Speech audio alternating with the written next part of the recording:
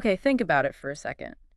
How much of your day just sort of happens, on autopilot? These actions we do without even really thinking. Uh-huh.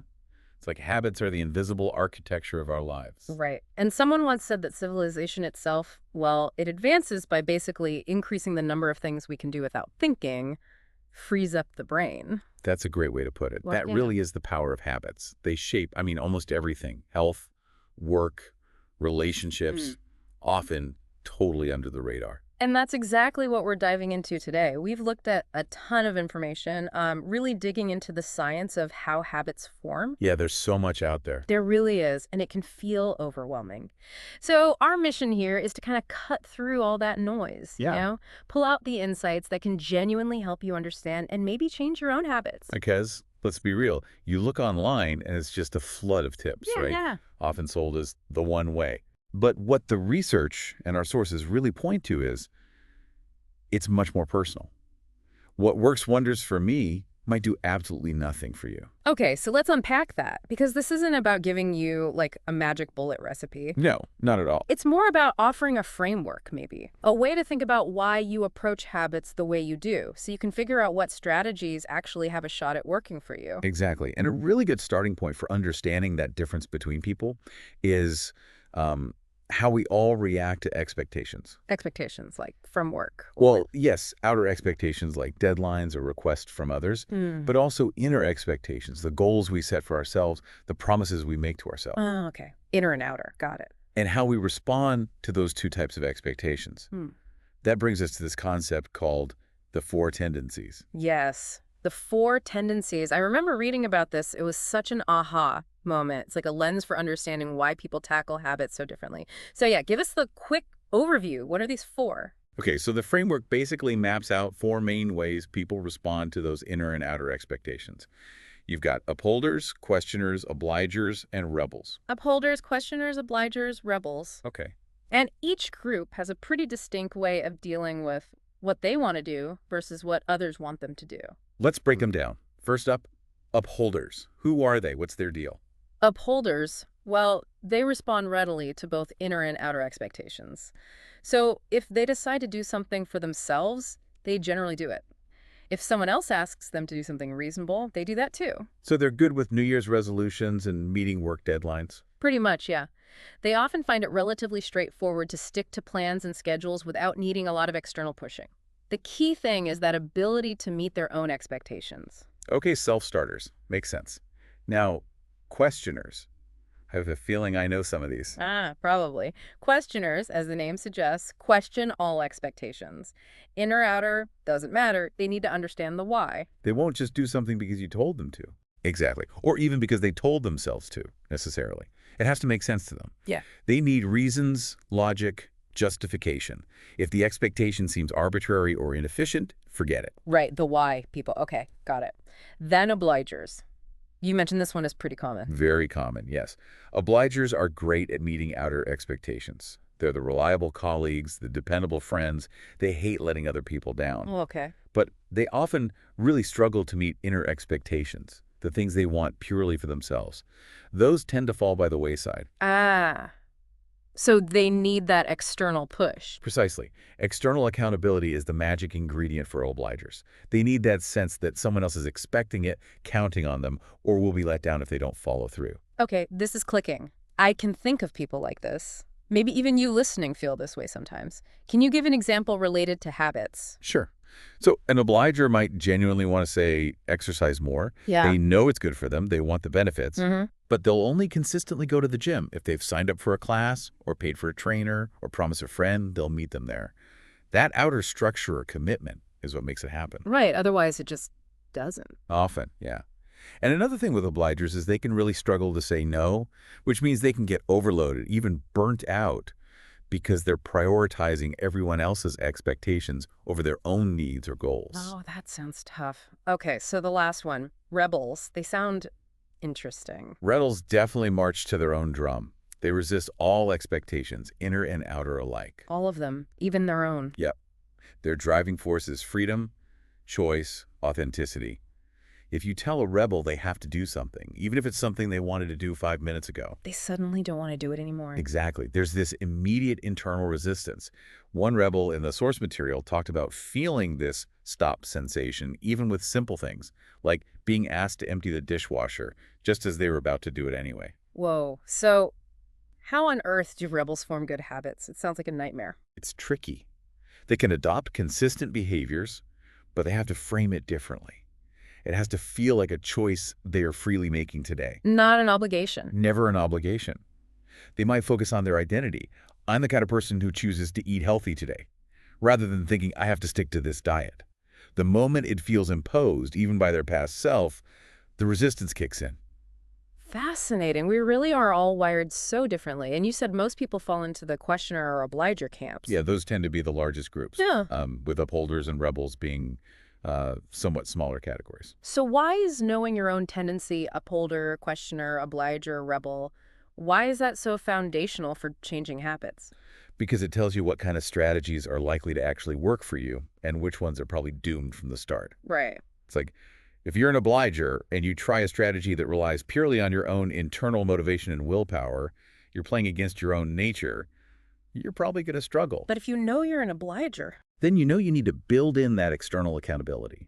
Find a workout buddy, join a class, tell people your goals, you lean into your strength. It helps you choose the right tools for the job, basically. The source compares it to, like, a periodic table of the elements for habits, or even a habit sorting hat. It gives you that first crucial piece of self-knowledge. Okay, the sorting hat for habits. Oh, okay. That thing. So, we understand our tendency. Now, what about the actual doing? The strategies for building habits. Our sources talk about some core approaches, these pillars of habits. What's the first one? The first pillar is monitoring, simply tracking your behavior, Just paying attention. pretty much. Ah. But it's surprisingly powerful. The basic idea is what gets measured gets managed. Bringing awareness to what you're actually doing is often the very first step towards changing it. Right, because we often fool ourselves, don't we, about how much we eat or how much time we waste. Exactly. We're not always the most accurate judges of our own behavior. The sources give this great example of someone using an electronic calorie counter. Ah, yeah, tell us about that. Well, just seeing the numbers stack up in real time made them automatically start making different choices. They couldn't just vaguely think, oh, I ate okay today. The data was right there. It removes the guesswork. Yeah. And it's not just calories, right? Food journals are another example. Absolutely. There's solid research showing people who keep food journals consistently, like 6 or 7 days a week, tend to lose significantly more weight than those who don't track or track less often. Wow, double the weight loss in one study mentioned. Yeah, that act of writing it down forces a kind of honest reckoning with what you're consuming. But, okay, monitoring isn't always easy, is it? It sounds simple, but I can imagine pitfalls. Oh, definitely. Accurately gauging portion sizes. That's really tricky for most people. Yeah, what is a standard serving of pasta, really? Exactly. And then there's something called unit bias. Unit bias. Yeah, the tendency to finish a whole unit of something like a whole muffin or the entire bag of chips just because it's presented as one unit, regardless of the actual size. Oh, okay, so you eat the whole thing because it's that. Right. Plus, eating straight from the container, nibbling while cooking, social situations where you lose track. It all makes accurate monitoring a challenge. Knowing about unit bias, for example, might make you decide to, say, put half the muffin away immediately. And what about that word moderation? People always say everything in moderation, but what does that even mean? That's a great point. Moderation is so vague, right? It's relative. Yeah. What seems moderate now might have been seen as way too much 50 years ago. Monitoring forces you to get specific, to actually define what moderation looks like for you. So it cuts through the ambiguity, but doesn't it risk becoming obsessive? Or just, taking the fun out of things? That's a fair concern, and the sources acknowledge that. Sometimes tracking can feel tedious or distract from the experience itself. Like if you're so focused on logging your sleep data, maybe you miss just relaxing into bed. Right. But often, the insight you gain from that period of monitoring is worth it. It's about finding a way to track that gives you real awareness without becoming a huge burden. It's a tool, not the end goal itself. Okay, pillar 1. Monitoring. Right. Track your stuff. Got it. What's the next pillar? Pillar 2 is foundation. This is about building up those core habits that basically strengthen your overall self-control muscle. Okay, foundational habits. Like what? The sources focus on 4 key areas: Sleep, move, eat and drink right, and unclutter. Sleep, move, eat, drink right, unclutter. Okay, those sound pretty fundamental. They really are. They create the bedrock for tackling other, maybe more complex habits. Let's take sleep first. What's a key insight there, beyond just get enough sleep? Well, one interesting point is how being utterly exhausted can paradoxically make it harder to go to bed. Wait, harder when you're exhausted. Yeah, because actually winding down, getting ready for bed, turning off the lights, it takes a little burst of energy and decision-making. Yeah. And when you're depleted, even that small effort can feel like too much, so you just keep scrolling or watching TV. Huh. I think I've experienced that. Okay, what about move, exercise? We all know exercise is good for us, obviously. Tons of benefits. But the specific insight here, especially regarding weight, is that exercise is fantastic for maintaining weight and boosting energy. But not necessarily the best tool for losing weight. Right. The most effective way to lose weight, according to the research cited, is almost always through changing eating habits. Exercise helps, absolutely, but diet is usually the primary driver for weight loss. That's an important distinction. Yeah, but movement itself is crucial for foundation. The source mentions, for instance, how adding regular weekend walks really boosted their energy levels overall during the week. It builds that base. Okay. And eat and drink right. This feels huge. It is huge, but the foundational principle discussed is actually quite simple, even if implementing it is hard. It's about trying to eat mainly when you're truly hungry and stop when you're comfortably full, Easier said than done. for sure. But there's also a paradox. Eating regularly and adequately actually helps manage impulsive overeating. Your brain needs fuel to exert self-control. So starving yourself can backfire. Definitely. The big challenge is that we have so many external cues to eat time of day, social settings, seeing food that often override our actual hunger signals. Plus, remember that 20-minute delay before your brain registers fullness. Right, so you can easily overshoot without realizing it. Exactly. Okay, and the last foundation piece, unclutter. How does tidying up connect to self-control? It's about the idea that outer order contributes to inner calm for many people. Think of the broken windows theory, but applied to your personal space. Like if your desk is messy, other things start sliding too. Sort of, yeah. A cluttered environment can subtly signal a lack of control, making it harder to feel calm and focused. For some people, the broken window is an unmade bed. For others, it's dishes in the sink or piles of paper. Tidying those specific things can genuinely strengthen that feeling of being in control, which then supports other habits. It creates a sense of capability. Yeah. Interesting. Okay, so we have monitoring and foundation. Pillar 3, Core 3 is scheduling, putting things on the calendar. making appointments with yourself for your habits. Essentially, yes. Scheduling makes activities feel more automatic and less like a constant decision you have to make. It builds routine. I can see how that would work. How does this Yeah. fit with the 4 tendencies? Does everyone love scheduling? Not necessarily. Upholders often love scheduling. It fits their desire for order and predictability. Yeah. Questioners might schedule something if they see the clear logic and benefit. Okay. For obligers, putting something on the schedule can actually create that crucial sense of external accountability. It's like, it's on the calendar, so now I have to do it. Makes sense. But rebels, they might really resist formal scheduling. It can feel too constraining, like an expectation being imposed on them, which triggers their resistance. Right, the freedom thing. So for those it works for, Hmm. say, I want to start meditating. How would scheduling help? You'd literally block out time for it. Meditate, 7:00 a.m., 7:10 a.m., Tuesday. Treat it like a meeting. The key is consistency. Making it a fixed habit rather than just whenever I feel like it? Exactly. The sources talk about fixed versus unfixed habits. Good habits benefit from being as fixed as possible, same time, same place, ideally. It reduces the mental effort. And is there a best time to schedule things? Like morning versus evening? Generally, mornings tend to be better for scheduling important new habits. Why is that? Well, our self-control is usually strongest earlier in the day, before decision fatigue sets in. Plus, mornings are often more predictable. Fewer unexpected things tend to pop up at 7 a.m. compared to 5 p.m. Good point. Less chance of derailment. The source mentions someone's husband, Adam, using a strict writing schedule. Right, to combat procrastination. The crucial part of that strategy, though, is using that scheduled time only for the intended activity. If it's writing time, you write. You don't check email or tidy up. Protect the time. Got it. Okay, and what about when you can't stick to the schedule? Life happens. Of course. But there's real power in aiming for daily repetition if possible. There are quotes from Andy Warhol and Gertrude Stein about this. Doing something every day can actually be easier than doing it some days. Easier. because it removes the daily debate. Should I do it today? Maybe tomorrow? If it's just what you do every day, that negotiation disappears. Less decision fatigue. Huh. Never thought of it that way. Okay, so that's monitoring, foundation, scheduling. What's the final pillar? The fourth pillar is accountability. We touched on this with obligers, but it's broader than that. Absolutely. Accountability, knowing you'll face consequences or that someone is checking up on you, is a powerful motivator for many people across different tendencies, though especially for obligers. So consequences, like what? Could be anything from deadlines at work, grades at school, financial penalties, even just the awareness that someone is monitoring your progress. Interestingly, even imagined accountability can work sometimes. The source mentions a gym referral program, where just knowing someone might check if you went was enough for some. Really? Just the possibility. Yeah. It highlights how sensitive we can be to social observation. So if I'm struggling with a habit like sticking to a budget. You could use an accountability partner, maybe review your spending with your spouse or a friend regularly, or use an app that tracks things publicly, or join a group focused on financial goals. You create that external structure. So you're answering to someone or something outside yourself. Exactly.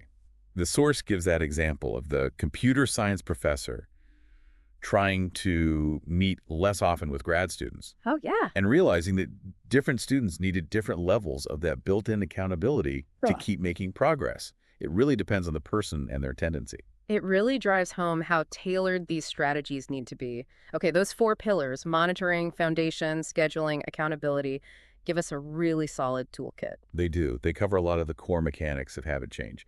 Simple concepts, but, not always easy to implement consistently. Right, the knowing-doing gap. Okay, so we have the framework, the pillars. Now let's talk about actually starting, that first step. Our sources really stress the importance of the time of beginning.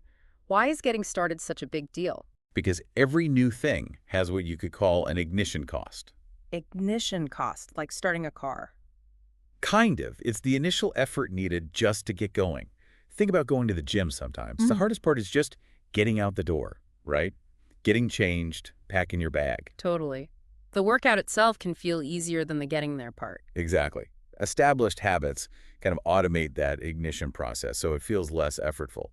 But starting something new requires overcoming that initial inertia. So how do we do that? How do we lower the ignition cost? The sources mention a tactic. Make the call today. Yeah, this is great for procrastination. It's about taking one small, concrete first step right now on something you've been putting off. Just one small thing. Yep, don't worry about the whole task. Just make the phone call, send the initial email, find the donation box. That small action creates momentum and makes the next step feel easier. Like the example in the source about donating stuff to the thrift shop? Exactly.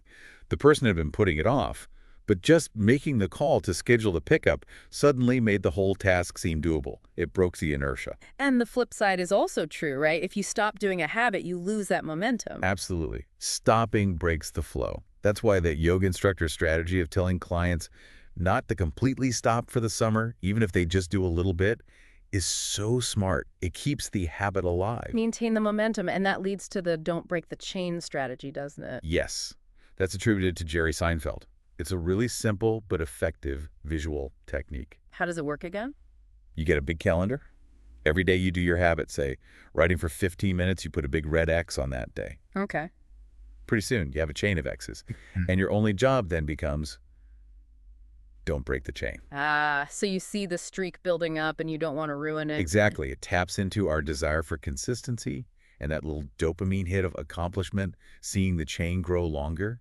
It's very motivating for many people. Okay, makes sense for maintaining consistency. Now, life isn't always consistent. We move, we change jobs, relationships end. How do these big life changes, these clean slates, as the sources call them, affect habits? Clean slates are actually powerful opportunities for habit change. Opportunities. I think change would be disruptive. It is disruptive, but that's the point. When your routines get shaken up, new home, new job, new relationship status, even just the new year, your old habit cues and patterns often get disrupted too.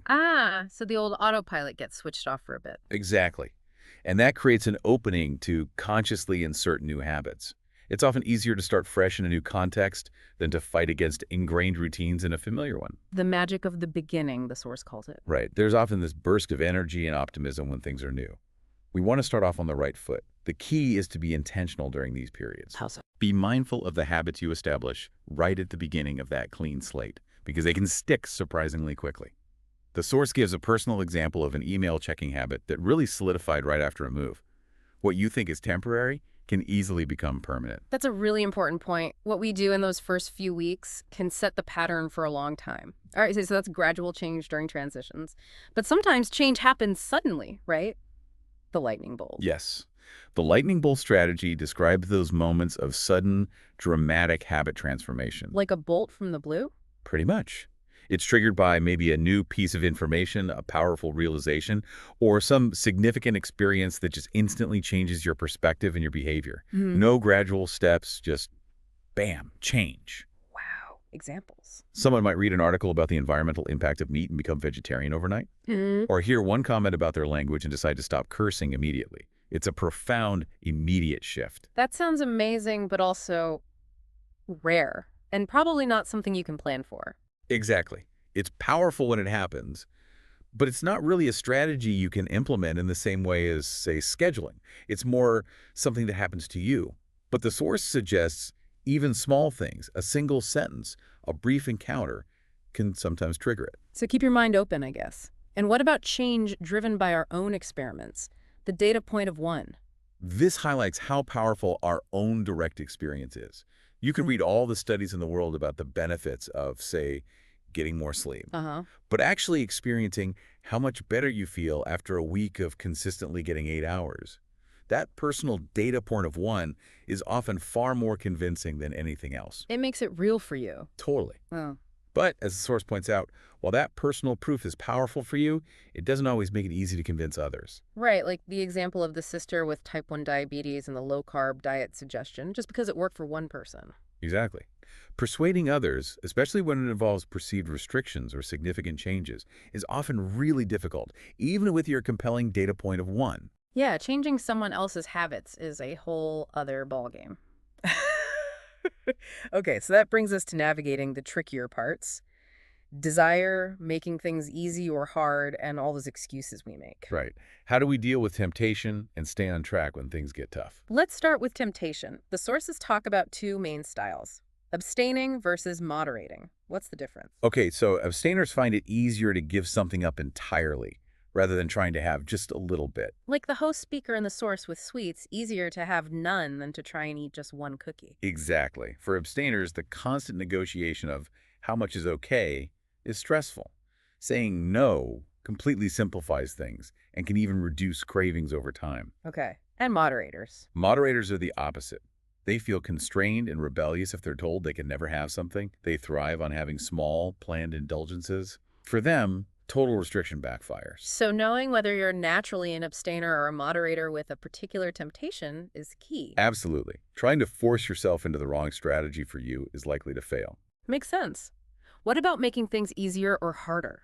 The strategy of convenience and inconvenience. This is super practical. The idea is to make your good habits as easy and frictionless as possible, and your bad habits as difficult or annoying as possible. So like setting out your gym clothes the night before? Perfect example of convenience. Or setting up automatic bill pay. For inconvenience, think putting your alarm clock across the room so you have to get out of bed. Or limiting your internet access during work hours. Right. Or the great example of Ann Bass keeping her chocolate locked in a safe. It just adds enough friction to make you pause and reconsider indulging that impulse. Huh. Love the chocolate safe. Okay, what about preparing for moments of weakness? The strategy of safeguards. Safeguards are about planning ahead for predictable challenges or temptations. It's like Odysseus tying himself to the mast to resist the sirens. Planning for failure, almost. Planning to prevent failure. A really effective technique here is if-then planning or implementation intentions. If then. Yeah. You decide in advance. If situation X happens, the temptation or challenge, then I will do Y, my planned response. Agreed. For example, if I get offered dessert at the restaurant, then I will order herbal tea. So you've already made the decision when you're calm and rational, not in the heat of the moment. Exactly. It automates your response and takes willpower out of the equation when you're most vulnerable. Smart. But even with plans, our brains are tricky. Let's talk about loophole spotting. This section was fascinating, all the ways we justify breaking our Oh habits. yeah, we are masters of rationalization. Mm. Loopholes are those clever excuses we tell ourselves. Give us some examples. The tomorrow loophole. Classic procrastination. I've had a hard day. I deserve a break. I'll definitely start exercising tomorrow. Guilty. What about the false choice loophole? That's when you set up a fake dilemma, like I could either go to the gym or I can finish this urgent work project. Maybe you Hmm. could actually do both or find a compromise. Creating an artificial conflict. Right. Others include the questionable assumption loophole. I've been doing this habit so long, I don't need to track it anymore right before it falls apart. Or the concern for others loophole. I can't go for a walk because my family needs me right now, when maybe they'd be fine for 30 minutes. And the fake self-actualization loophole? That Yeah. sounds fancy. Uh-huh. That's disguising indulgence as personal growth or self-care. I need this expensive pastry. It's about embracing joy. Or skipping my workout is honoring my body's need for rest, when maybe you're just feeling lazy. Wow. Recognizing these is half the battle, isn't it? It really is. Just naming the loophole can often diffuse its power. Okay, so what if a craving hits right now? We spot the loophole, but it's still strong. What about the strategy of distraction? Distraction is simply shifting your attention away from the tempting thought or urge. Find something else to focus on. Does any distraction work? Well, it needs to be effective. Ideally, something engaging and pleasant. Scrolling through potato chip news, addictive but ultimately unsatisfying or anxiety-provoking news probably isn't a great distraction. Right, might make things worse. Yeah. But listening to music, calling a friend, doing a puzzle, stepping outside, those can work. The source mentions the wait 15-minute strategy for habits like compulsive checking, just delaying the impulse, can sometimes make it fade. It relates to the idea of intermittent reinforcement, making some bad habits harder to break. Sometimes you get a reward, sometimes you don't, which keeps you hooked. So find a healthy detour for your brain. Okay. Now, a lot of habit advice focuses on goals like run a marathon or lose 20 pounds, but the sources argue there should be no finish line. What does that mean?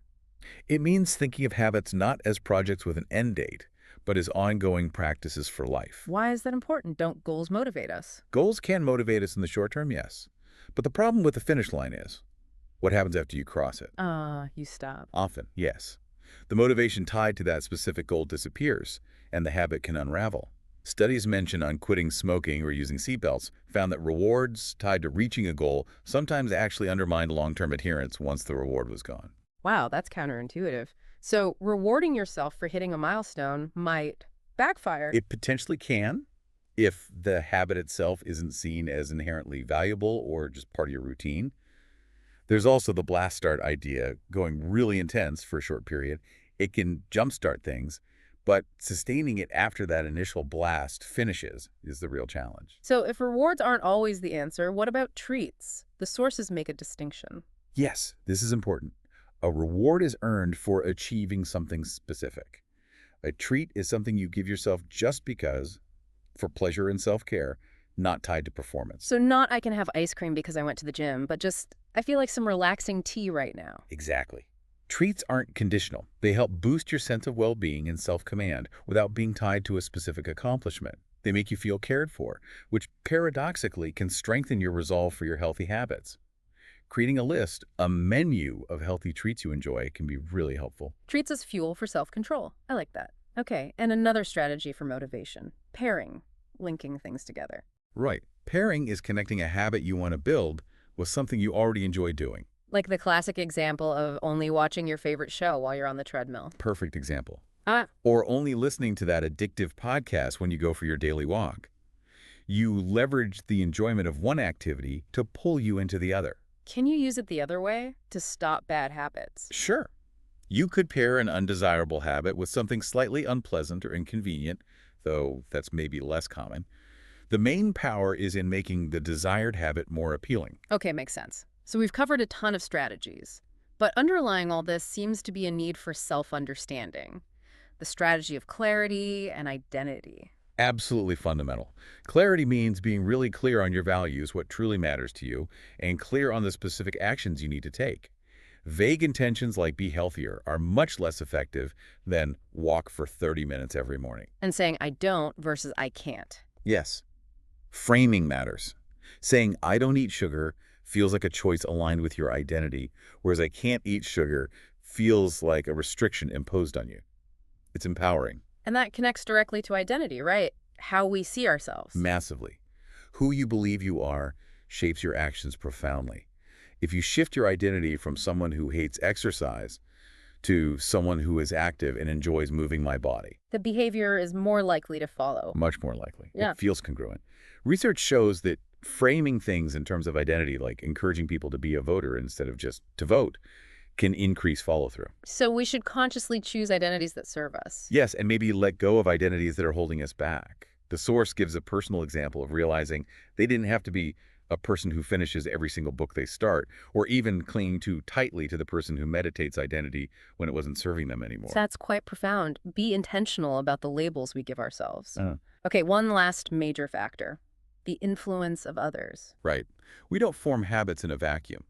The people around us have a huge impact. How so? There's something called health concordance, where spouses or close friends' health habits tend to mirror each other over time. If your partner starts exercising, you're more likely to. So habits are contagious? In a way, yes. And conversely, if you establish a new habit, the people around you often subtly adapt to it. But social pressure can also work against us, making it hard to stick to healthy choices in certain groups or situations. Like trying to eat healthy when everyone else is ordering pizza. Exactly. Or the anecdote about trying to shift a daughter's weekend sleep habits, it affects the whole family dynamic. It's complex. It really highlights that habits are both personal and social. Wow. Okay. We have covered so much ground here. It feels like the biggest takeaway, looping back to the beginning, is there's no one-size-fits-all answer, is there? Definitely not. No magic formula. The core message from the sources is that we have to build habits on the foundation of our own nature, our tendencies, our values, what works for us. Self-knowledge is key. Absolutely paramount. Understanding yourself allows you to pick the right strategies from this big toolbox we've discussed. So it really is enough to begin, like that section title said. Just starting, even small, but doing it with that self-awareness. That's where the change happens. Precisely. That first step, informed by who you are, is the most critical one. Okay, so let's try and pull this all together. The big message is know thyself. Understand your tendency. Figure out what truly motivates you.